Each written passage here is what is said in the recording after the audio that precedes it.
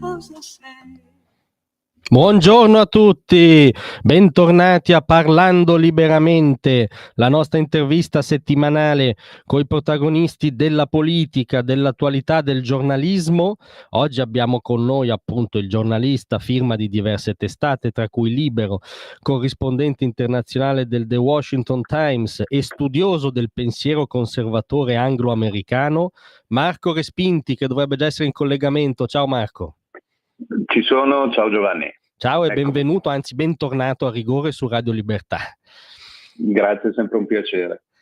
Dunque, oggi io tenevo particolarmente a questa nostra chiacchierata perché veniamo da un certo punto di vista da una settimana monopolizzata da questa figura che è già una figura tragica per la fine che ha fatto, che è Charlie Kirk.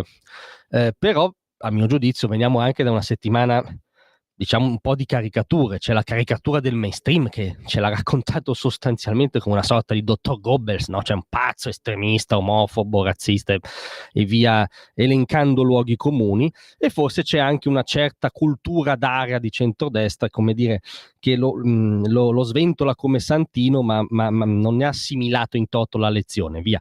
Allora io volevo approfittare della tua presenza per chiederti chi era Charlie Kirk e cosa rappresenta all'interno, diciamo, del conservatorismo americano e quindi giocoforza occidentale. Sì, è una domanda, è la domanda delle domande, perché come giustamente stavi dicendo, davvero le caricature sono state, si sono sprecate. Direi che se la battuta non è greve, il corpo di Charlie era ancora caldo e già su Twitter, anzi X e quant'altro si diceva, magari senza applaudire, ma è stato colpito l'emblema dell'estrema destra, perché quando si parla di certi personaggi estrema è un aggettivo, estrema, estremo, estremismo, sono sostantivi e aggettivi che, come dire, se non si usano subito, evidentemente qualcuno si arrabbia. Questa mattina, facendo qualche giro sul web, così mi appunta vaghezza di vedere la voce Charlie Kirk su Wikipedia, come si pronuncia, e almeno quello italiano, e sono colpito perché comincia con uno sproloquio dicendo la neutralità di questa voce è messa in dubbio, viene data importanza a cose non importanti. È come se un certo mondo dovesse subito stigmatizzare il personaggio. D'altro canto, come giustamente dicevi, spesso se ne fa il santino, senza però forse avere il polso del personaggio. Il personaggio, allora, le biografie le abbiamo lette più o meno tutti, si ritrovano, via dicendo. Nel 2012 è stato cofondatore di uno dei gruppi, è un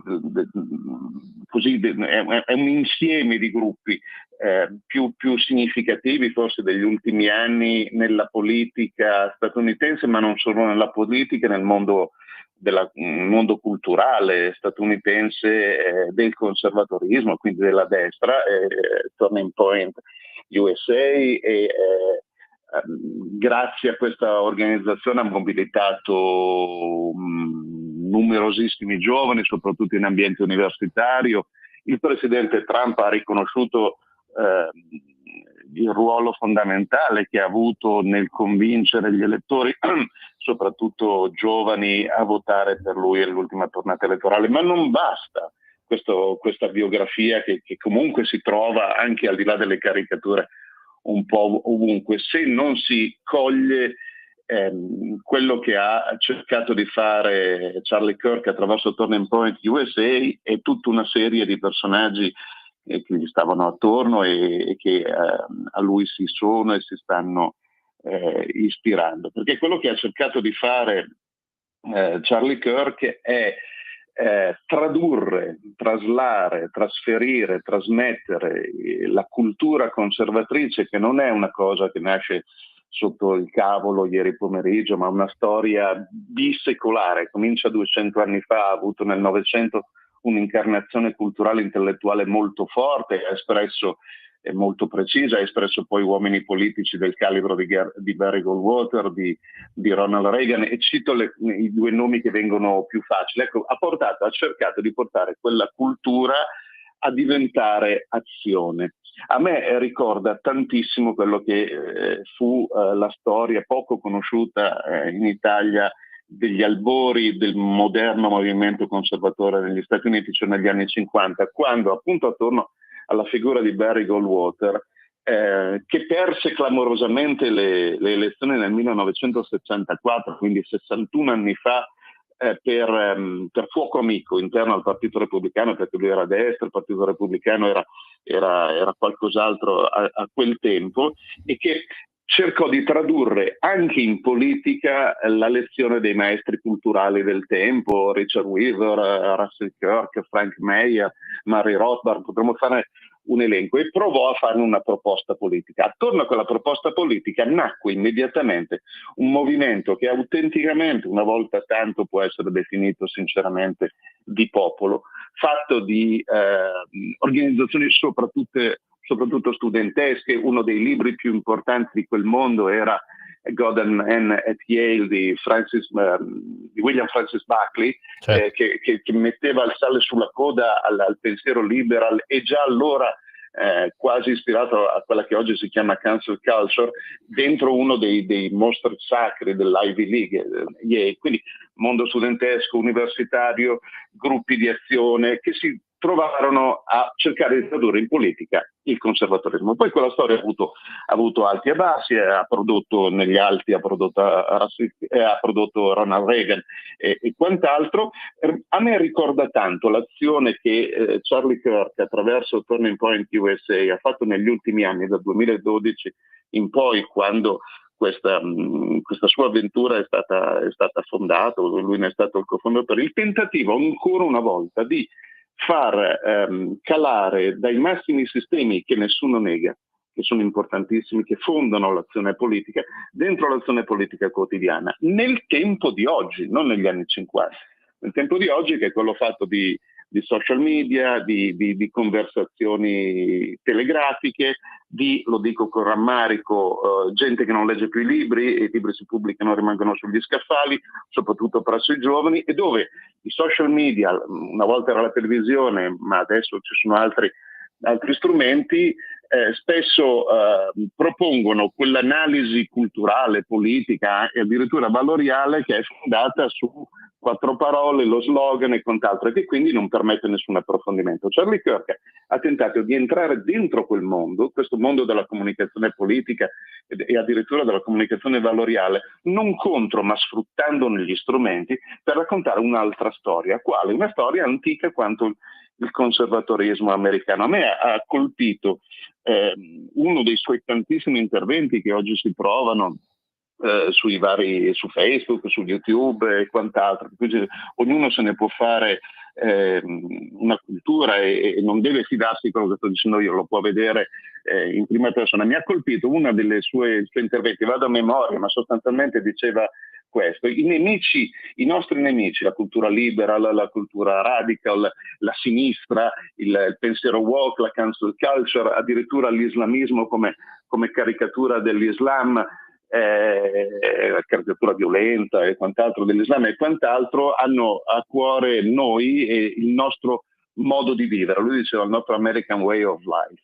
e poi diceva: che cos'è l'American way of life? L'American way of life è vivere una vita normale, avere una famiglia, educare i propri figli, guadagnare lecitamente il proprio stipendio e vivere una vita integrale in questo modo. Allora, evidentemente questo non è la figura, il prototipo dell'estremista di destra con il coltello fra i denti che azzannerebbe il proprio avversario, ed è la difesa di una umanità semplice, oso dire, normale. E questa parola non è diventata una parola tabù. Normale contiene norma, vuoi dire che allora c'è una regola, vuoi dire che c'è un... Siamo già attenzionati, siamo già, appena l'hai scandita siamo subito attenzionati sicuramente.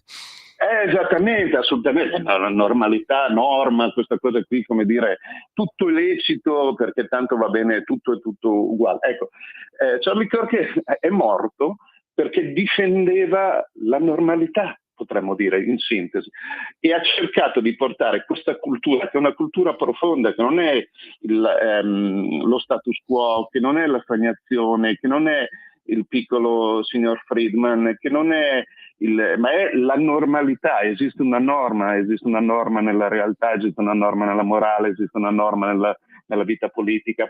Ci sono dei modi che vanno coltivati. Il grande maestro del conservatorismo anglo-americano Edmund Burke lo chiamava the unbound grace of life, che vuol dire, è difficile da tradurlo, ma è la grazia naturale del vivere. Ecco, questo vivere una comunità o la propria famiglia o la propria individualità con serenità, con semplicità. Kirk ha cercato di portare questo addirittura dentro la politica ed ha animato, credo, questo è uno dei suoi enormi contributi, al di là di quello che lecitamente o meno ci possono avere giudizi diversi, dice adesso il livello alto della politica statunitense, il presidente Donald Trump, il vicepresidente J.D. Vance e chi per loro, il Partito Repubblicano. Al di là di questo livello ha cercato di portare tutto questo nell'agone anche politico, perché la politica scusa, non voglio scomodare paroloni e filosofie, ma la politica deriva da quel termine greco polis, che vuol dire città, che vuol dire l'arte di vivere insieme, come si sta insieme al proprio vicino di casa, al proprio datore di lavoro, al proprio collega. Polis, politica vuol dire trovare un modo per stare insieme. Lui ha cercato di portare questa normalità sublime dentro la politica e ne ha fatto anche uno strumento di vittoria elettorale per un certo mondo politico, il Partito Repubblicano, una certa parte del Partito Repubblicano che si è sentita di poter rappresentare anche nelle istituzioni questo modo di essere. È lì che Trump dice è stato strategico per la vittoria del Partito Repubblicano ed è presente Trump stesso le scorse un anno fa elezioni politiche, non tanto perché abbia, come dire, organizzato comitati elettorali, portato la gente a votare, forse anche, ma è entrato laddove conta e dove conta di più oggi, nel mondo dei social, nel mondo della comunicazione alternativa, fra i giovani. Non voglio fare della retorica, ma i giovani sono quelli che preparano il futuro, sono quelli che, certo, a seconda di come si formano oggi, guideranno il mondo di domani. È entrato lì e ha cercato di riportare quella normalità a cui facevo riferimento, rispondendo in maniera anche puntuta, che non vuol dire violenta, vuol dire seria, vuol dire ragionata, vuol dire fondata, vuol dire documentata a tutte le ubbie, a tutte le ideologie, le chiamiamo come vogliamo, woke, cancel culture, pensiero libero, possiamo dargli i nomi qualunque, ma sono quel modo di pensare.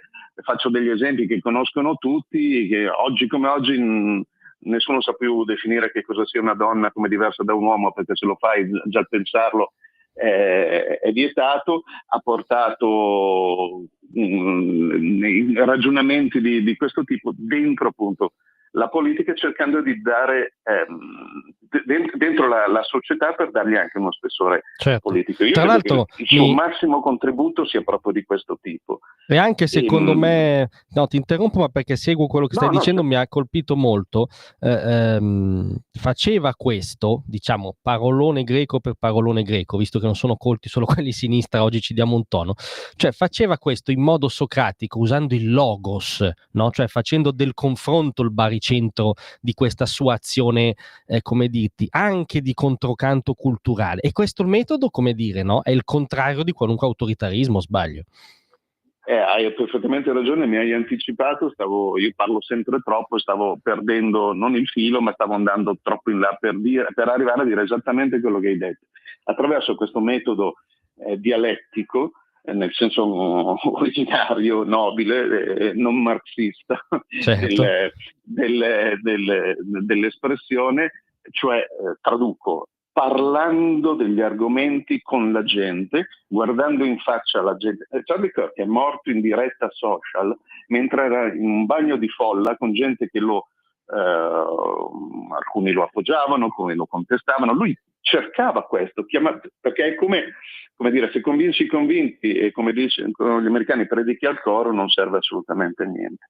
Lui entrava nei luoghi della difficoltà a livello universitario, giovanile, studentesco e chiamava gli studenti a confrontarsi sulle cose, ad argomentare. Se hai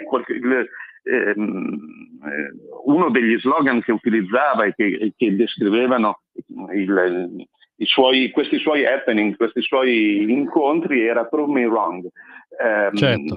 Dimostrami che ho torto. Lui sfidava in questa maniera.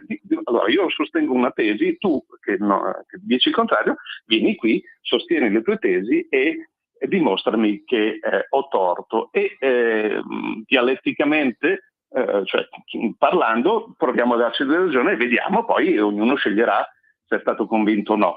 Il fatto che lui dicesse "prove me wrong", dimmi che ho torto, e qualcuno gli abbia risposto con un colpo di fucile, vuol dire che la mancanza di argomenti è tale da fare come fanno sempre i movimenti, i pensieri violenti. Quando non riescono a rendere ragione della realtà, la negano, la distruggono, la spezzano, la annientano, che è quello che si è cercato di fare con Charlie Kirk. Evidentemente di tutto, credo, la cosa che ha dato più fastidio, che dà più fastidio di Charlie Kirk, è proprio questo suo metodo.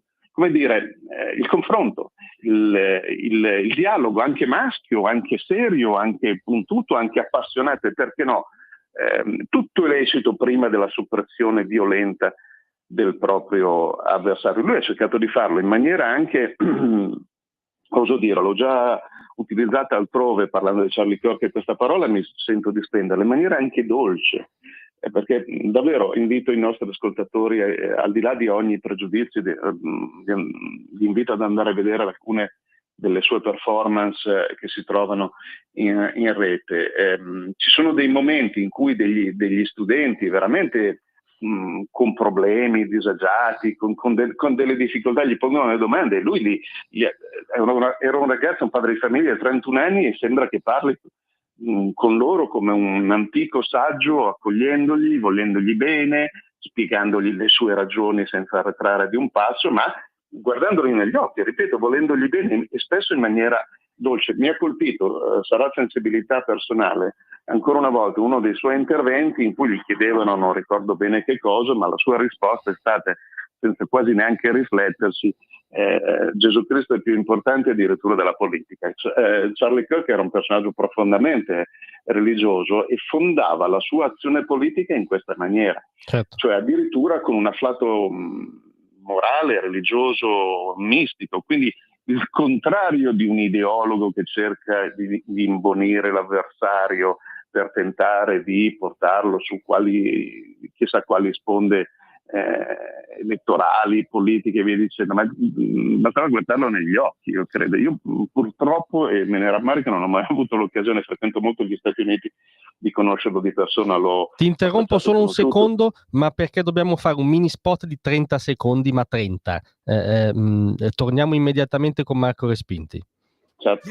Un nuovo modo per sostenere la tua radio. Visita radiolibertà.net. Ti basta un click e potrai versare il tuo contributo volontario direttamente online. Potrai donare con ogni tipo di carta di credito, anche prepagata. Ti aspettiamo online su radiolibertà.net. Sostieni la tua radio con il tuo contributo volontario. Radio Libertà. La tua radio. Diamo voce alla nostra gente. Rieccoci tornati a Parlando Liberamente con Marco Respinti, col quale stiamo affrontando la traiettoria, diciamo, politica, culturale, esistenziale di Charlie Kirk. Giustamente, Marco, stavi arrivando a uno dei punti chiave di questa traiettoria, cioè il suo essere profondamente, autenticamente cristiano. Io per farti, come dire, approfondire questo aspetto fondamentale, volevo solo citare uno dei tanti, secondo me, video che smentisce le caricature di qui sopra, in cui lui contraddice appunto in quel dialogo un diciamo attivista conservatore o iperconservatore, che esprime tesi anti-omosessuali, nel senso che se la prende con le persone omosessuali, e Kirk lo contraddice proprio appellandosi al messaggio cristiano. Quindi quanto era importante il messaggio cristiano per tutta questa operazione di Kirk sul corpo del conservatorismo americano che ci stavi descrivendo? La parola che mi viene in mente è fondamentale, nel senso che è il fondamento.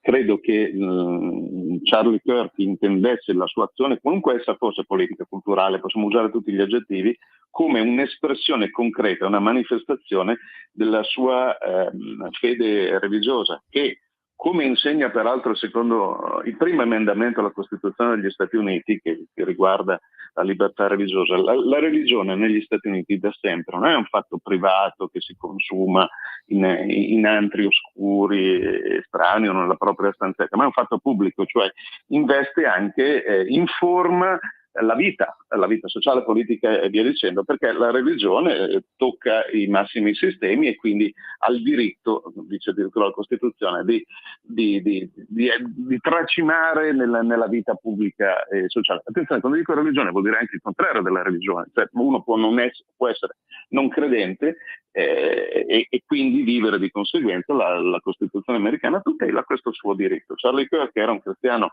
evangelicale, cioè protestante di un certo tipo, molto appassionato, e fondava tutta la propria visione del mondo, la propria azione proprio su questa sua fede.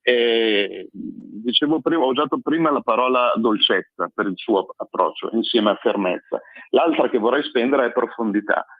Lui ha cercato di dare, o per meglio dire ridare, perché Charlie Kirk non nasce neanche lui sotto il cavolo, è figlio di una storia, è figlio di una cultura, è figlio di padri, è figlio di una storia nobile, che è quella del conservatorismo americano, ancora troppo poco conosciuto dalle nostre parti. Apro e chiudo una parentesi: Barry Goldwater, quando parlava di conservatorismo americano, lo fondava su Aristotele, sulla cultura europea, sulla cultura cristiana, quindi sull'Occidente, diciamo. Veramente sulla storia occidentale, la storia delle quattro città che hanno fatto, delle tre città che hanno fatto l'Occidente, Roma, Atene, Gerusalemme, e per gli inglesi Londra, che poi per gli americani Londra, che evidentemente poi passa l'Atlantico. Ecco, la cultura occidentale, il figlio di questa cultura occidentale, innamorato di questa cultura occidentale e desideroso di riportarla a quello che davvero fonda, a quello che davvero conta, Charlie Kirk ha interpretato così la sua azione. Credo che le caricature da cui siamo partiti manchino completamente il punto quando lo descrivono evidentemente come estremista di destra, eccetera, eccetera, perché non capiscono, non colgono, forse non ci riescono per insufficienza culturale, devo dire, cioè, evidentemente afferendo ad altre tradizioni, manca loro questo punto, il capire che tutta la sua azione era il tentativo di vivere la sua fede, e il vivere la sua fede concretamente lo portava a scelte politiche di un certo tipo, cioè mai con la sinistra, perché la sinistra è la negazione di queste stesse cose, diceva Charlie Kirk, ma anche a guardare, come diceva lui in realtà, negli occhi il proprio interlocutore. Quel passo che hai, quell'avvenimento che hai citato, quando lui appunto contesta quello che qualcuno potrebbe dire un suo compagno di idee o di ideologia, cioè un rappresentante del giovanile, della destra, uno che pensava a destra, che porta un attacco alla persona. Ecco, Charlie Kirk faceva il contrario, colpiva l'ideologia e guardava negli occhi, addirittura amava le persone, non nei loro errori, in quelli che lui riteneva da cristiano peccati via dicendo, ma nella loro umanità, accogliendola tutta. Non ne voglio fare un santino, un pretino, ecco, una caricatura. Ne vorrei restituire la figura assolutamente maschia, assolutamente convinta, assolutamente come dire seria nel proprio approccio, e nella sua serietà rigiocarla con tutta questa dolcezza di cui era capace. Credo che il suo insegnamento nei modi e nei toni possa essere la strada giusta per decine e decine, una generazione intera di giovani che si riconoscono in un pensiero alternativo a quello della sinistra e che credo abbiano molto da imparare anche dai suoi modi. E il fatto che Charlie Kirk sia stato colpito come è stato colpito lui perché era lui così, non è stato colpito un altro simbolo, ce ne sono diversi, ce ne possono essere altri della destra culturale, della destra repubblicana, del conservatorismo. È stato colpito Charlie Kirk perché Charlie Kirk era Charlie Kirk. Faceva le cose che faceva come le faceva, diceva le cose che diceva come le diceva. Rimane un grandissimo esempio da imitare, e quello credo ed è lo strazio maggiore, è quello che le caricature cercano di nascondere. Sto per dire una cosa molto forse grave, ma ne sono convinto. Questa caricatura che continua a essere fatta in qualche modo, salvata a distanza, eccetera, eccetera, ma è un continuo ucciderlo. Certo. È una sorta di scempio intellettuale di cadavere, diciamo. Esatto. Ed è la cosa più straziante per la moglie, per i figli, per i suoi amici e per tutti noi che facciamo anche questo mestiere che in qualche maniera, cioè quello della comunicazione, che ricorda un po' quello che faceva lui e credo in realtà per tutti. Questo è una dimensione che non dobbiamo dimenticare, cioè continuamente ucciderlo, cioè il suo omicidio continua nella misura in cui se ne fa una caricatura che non rende giustizia alla sua memoria. Non ne voglio fare, ripeto ancora una volta, non ne voglio fare un santino caricaturale dall'altra parte. Vorrei provare a guardare la storia, l'avventura, la vicenda di Charlie Kirk con gli stessi occhi con cui lui guardava i suoi avversari politici. Cioè, senti, ma provando appunto a guardarla, volevo chiederti qual è la sua lezione, diciamo, per il mondo conservatore di destra in senso lato al di qua dell'Atlantico, perché da un lato è vero, come ci hai anche spiegato tu, che lui aveva questa consapevolezza estrema di andare a giocare all'attacco, no? E di sfidare la sinistra sul suo presunto campo, cioè quello della dominanza culturale, diciamo. Però è anche vero che la sua esperienza,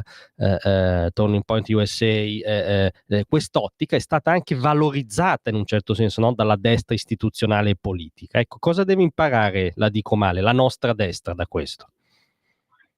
Allora, certamente la prima cosa, quando dici la nostra destra lo interpreto a diversi livelli. C'è la nostra destra politica, c'è la nostra destra istituzionale, c'è la nostra destra partitica, c'è la nostra destra movimentistica o giovanile o insomma quella che sta sociale, quella che sta fuori, cioè quella che sta nella società, che sta fuori dai ranghi alti, dai banchi alti e nobili della politica. Tutte queste destre possono o dovrebbero imparare da Charlie Kirk certamente il metodo, che non è il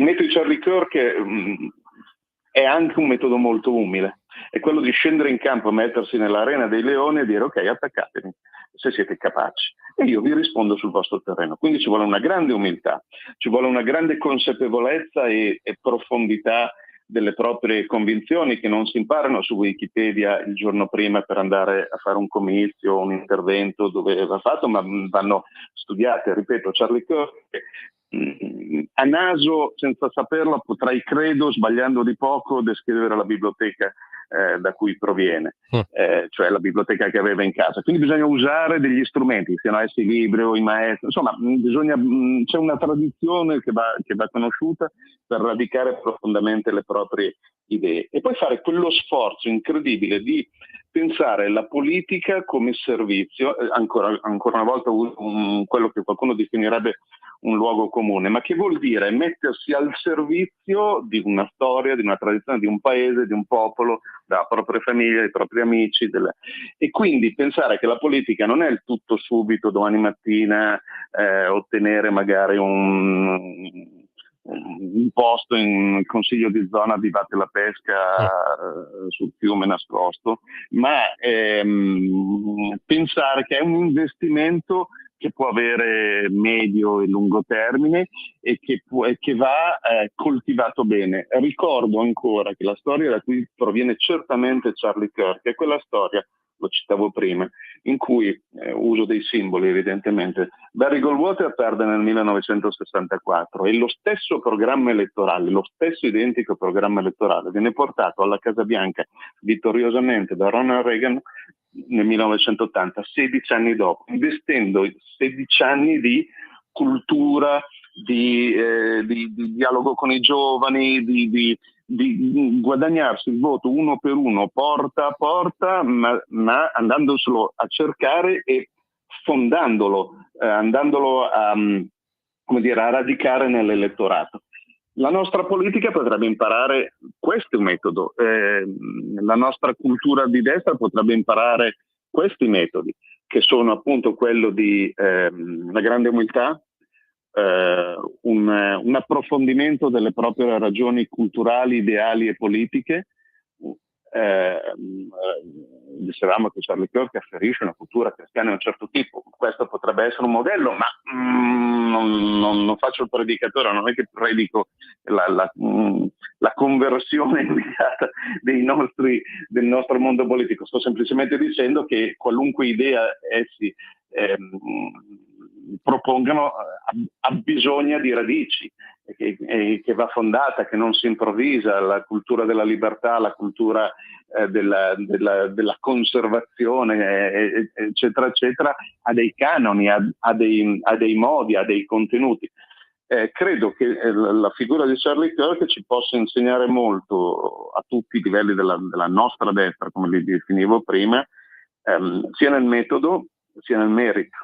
Nel metodo, quello che abbiamo raccontato, nel merito, la cultura conservatrice, quando si dice essere di destra, io sono ancora uno un po', ormai comincio ad avere una certa età, io sono ancora uno che quando scrive destra lo scrive con la D maiuscola, perché penso che abbia una dignità culturale profonda e che se anche qualcuno ha perso valga la pena di recuperarla. Ecco, ritornare a poter pensare di scrivere con le maiuscole certe parole per dar loro dignità vuol dire un approfondimento che personaggi come Charlie Kirk, qualcuno potrebbe pensare che Charlie Kirk, perché usava i social media e la comunicazione immediata, fosse un rappresentante della cultura mordi e fuggi, esattamente il contrario. La battuta telegrafica, il rapporto dialettico da social in poche battute scritte e orali, è semplicemente l'esito di un processo che è stato profondo prima e che quindi possedendo le proprie ragioni è capace di sintetizzarle con una frase efficace. Ci vuole molto lavoro, ci vuole molto scavo, ci vuole molta umiltà. Charlie Kirk può insegnare questo, credo.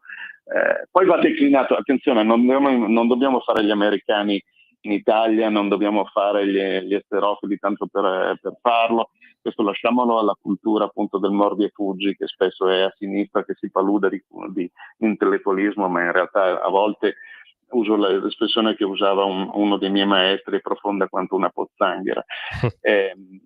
Lasciamo a loro questo e invece riguadagniamo le ragioni del nostro essere conservatore di destra, chiamiamoci come vogliamo, non facendo gli americani, ma imitando il modo con cui un americano faceva l'americano per fare noi gli italiani, evidentemente con la nostra cultura. Sei stato chiarissimo, e tra l'altro volevo dirti questo, no? Visto che la comunità storicamente vicina a questa radio sta per celebrare il suo raduno a Pontida, e io credo giustamente farà dell'avventura tragica di Charlie Kirk il simbolo di una questione oggi proprio dirimente, che è la questione del free speech, allora io credo che abbia molto ragione il vicepresidente Vance quando ha notato più volte, anche in un famoso discorso a Monaco, un paradosso che ti volevo sottoporre e volevo il tuo parere su questo. Cioè, come diavolo è stato possibile che il free speech sia sotto attacco proprio in quella cultura e civiltà che ha figliato la libertà d'espressione, e cioè in Occidente? Come è stata possibile questa inversione che poi purtroppo nella storia di Charlie Kirk ha acquisito le sembianze di un proiettile addirittura? La risposta vera e lunga, proviamo a usare invece quella breve, che dice che è come dire, il rovescio della medaglia della libertà. La libertà non è violenta e quindi permette anche agli avversari della libertà stessa di permette che si esprima e permette addirittura, subisce addirittura gli attacchi, ma la libertà, l'amore per la libertà e gli amanti della libertà rispondono a questi attacchi non riducendo la libertà, ma aumentando le dosi di libertà. Io non sono scandalizzato dal fatto che qualcuno possa proferire tesi di eterna memoria, possa dire cose che non stanno né in cielo né in terra. Lascerei a queste persone la facoltà di esprimere anche aberrazioni, perché nei regimi totalitari, Unione Sovietica, Terzo Reich, la Cina comunista di oggi, Nord Corea, nei paesi islamisti, quella libertà non c'è, non si può dire né cose giuste né cose sbagliate, non si può dire niente.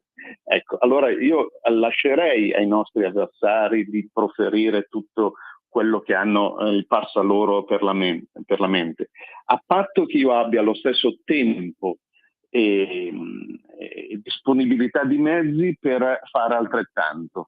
Cioè, ancora una volta, il metodo Charlie Kirk: dite delle stupidaggini, perché a volte si tratta di stupidaggini, benissimo, ne avete facoltà, questa è la libertà, ma io devo avere la stessa facoltà di risponderti.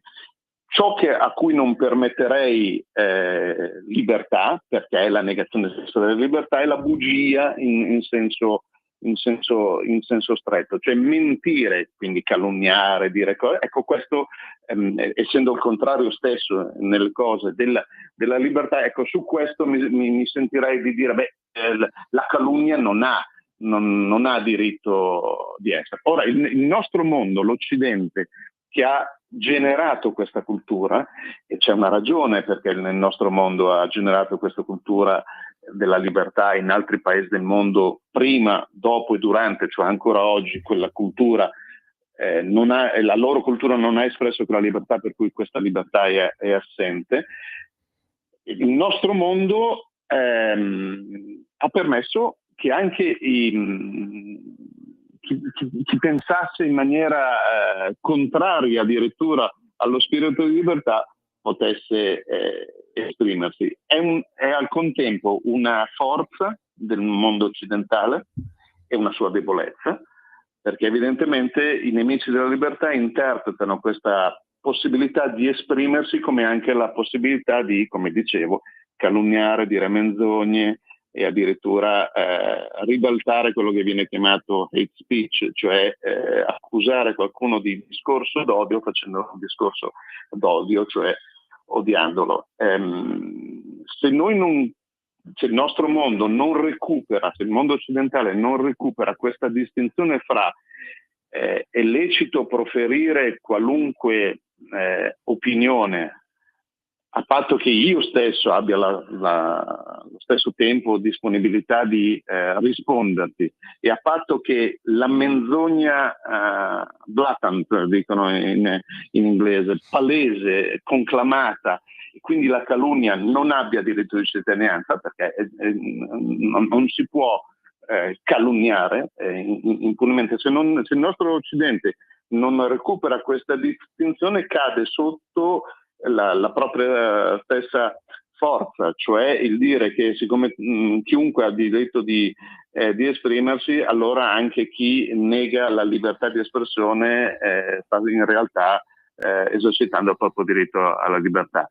Rischia di diventare un sofisma, e credo che sia una delle debolezze dell'Occidente oggi, che ha perso le ragioni del proprio esistere, che ha smarrito, che ha dimenticato o sta dimenticando il perché noi siamo la cultura della libertà e anche della libertà di espressione, perché la libertà è un valore, perché la libertà di espressione è un valore. Ripeto, e la butto lì perché forse non abbiamo un tempo di approfondire, la Costituzione, il primo emendamento alla Costituzione degli Stati Uniti, che è uno dei vertici del mondo occidentale, non è un mondo perfetto, è uno dei vertici della storia occidentale, il primo emendamento garantisce e sancisce come primo diritto politico, sottolineo politico, di ogni cittadino statunitense la libertà religiosa, e quindi fonda su questa libertà religiosa nello stesso emendamento di poche righe la libertà di espressione, di stampa, di associazione e quant'altro. Cioè, quando tu puoi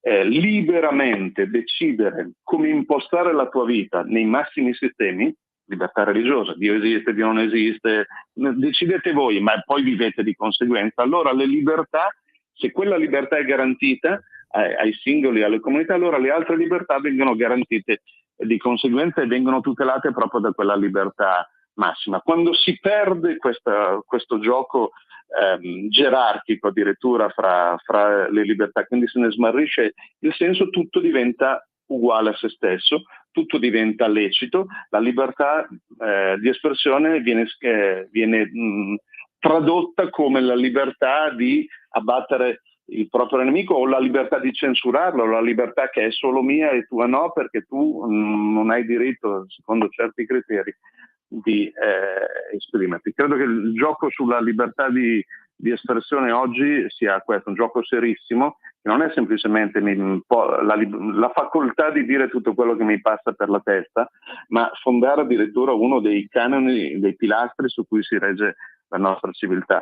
Per questo chi fa della libertà di espressione un modo di vita e di organizzare la politica viene abbattuto a colpi di fucile. Cioè stiamo dicendo questo, non stiamo dicendo che gli hanno fatto una critica in un articolino in un giornale di serie B, l'hanno ammazzato in diretta mondiale, con strategia, con un colpo singolo mirato da cecchino, addirittura senza sbagliare, cioè con una proditorietà, con una violenza che fa venire i brividi, oltre che per il fatto in sé, evidentemente, per quello che tutto questo significa. Non voglio farla più grossa di quella che è, o ma è grossa, è indubbiamente grossa. Ma colpire Charlie Kirk vuol dire colpire il nostro mondo non mio e tuo, Giovanni, ma il mondo in cui viviamo, il mondo occidentale. Vuol dire avere in odio che arriva fino all'omicidio, proprio uno delle essenze della nostra civiltà. È per questo che quando in sede politica, in sede giornalistica, in qualunque sede, quando si nega il minuto di silenzio, quando si dice sì, ma però lui era, si cerca di annacquare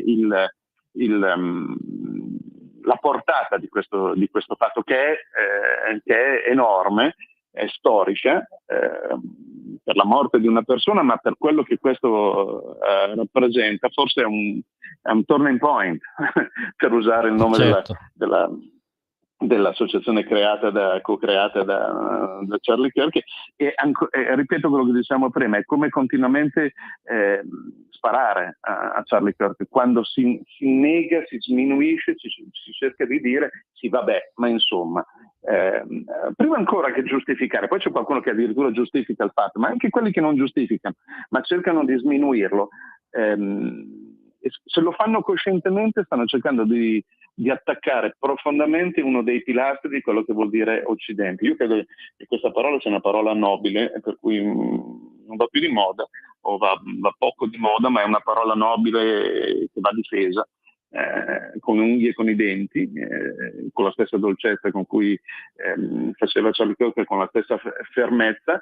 E l'aver colpito lui colpisce, credo, tenta di colpire ancora una volta, ancora di più, il nostro modo. Potremmo dire che è un esempio estremo di cultura della cancellazione. Sì, certo, coerentemente estremo, ahimè. Certo. Diciamo che non riusciranno, a mio giudizio, mai comunque a sminuire quell'immagine, cioè un uomo che muore per le sue idee con una maglietta con scritto Freedom. Quell'immagine lì non riusciranno mai a relativizzarla, a mio giudizio, diciamo. Su questo È anche un po' il compito nostro, cioè adesso noi siamo ancora a caldo, il funerale, se non sbaglio, viene celebrato domenica, non facciamo che sia la chiusura, cioè che archiviamo la pratica, no, ricominciamo. certo. Perché Charlie Kirk è una bandiera seria di quello che stavamo dicendo, questo spetta a noi perché lui non c'è più, quindi chi crede profondamente in questo tipo di cose, i campioni come Charlie Kirk, e adesso spendo anche una parola ancora più forte, i martiri come Charlie Kirk hanno una sola funzione, quella di essere imitati. Certo, Se no non servono a niente. Nel nostro piccolo condivido questo tuo appello, tocca a noi, ed è per questo motivo che ti rinviterò tra l'altro sicuramente su Radio Libertà.